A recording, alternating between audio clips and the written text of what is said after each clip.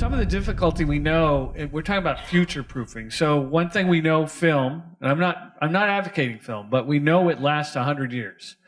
Some of the technologies, even 4 or 5 years ago, that were the archival thing, are gone now, and trying to find readers for that is even difficult.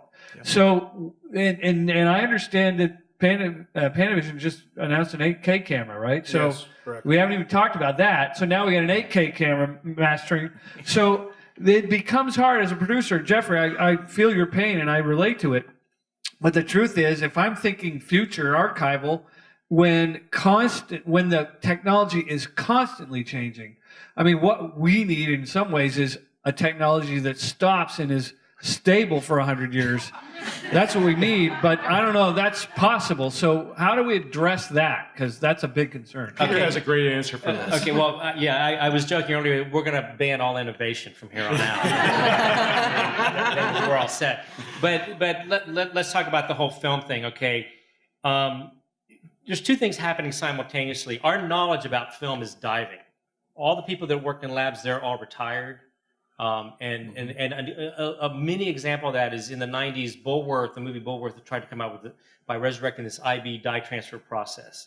And they wanted 300 prints out. They barely squeaked out 70. They had to pull a guy out of retirement. The point of that is like, good luck with that film element, with that YCM 100 years from now. Because there's not going to be the market to support scanners. There's not going to be the market to support all that technology that it takes. So you've got this knowledge base that's literally dying on that technology. Meanwhile, on the digital side, you are skyrocketing in terms of the efficiencies and the knowledge and the cleverness at which we do things. And this is where I was talking about, migration sounds intimidating. It really isn't. Every studio is building a system by which they do that. And so the fact that there's an LTO, we're on LTO 6 today, there's LTO 7 out there now. And in 5 years, quite frankly, I want to move on to LTO. I can't believe that it's 2016 and we're on a tape-based format, but that's a whole other discussion. But still, the point is, to your point, I'm hoping that 5 years from now, they're taking this LTO 6 that we make today and they're putting it onto some other format. And that should happen every 5 years. And that is not expensive. What I just described for a movie is not $100,000. It's a couple $1,000s. And you can do it. You actually can do it in your garage and you can do it safely. Yeah. So migration is it, and it's not a lot of money.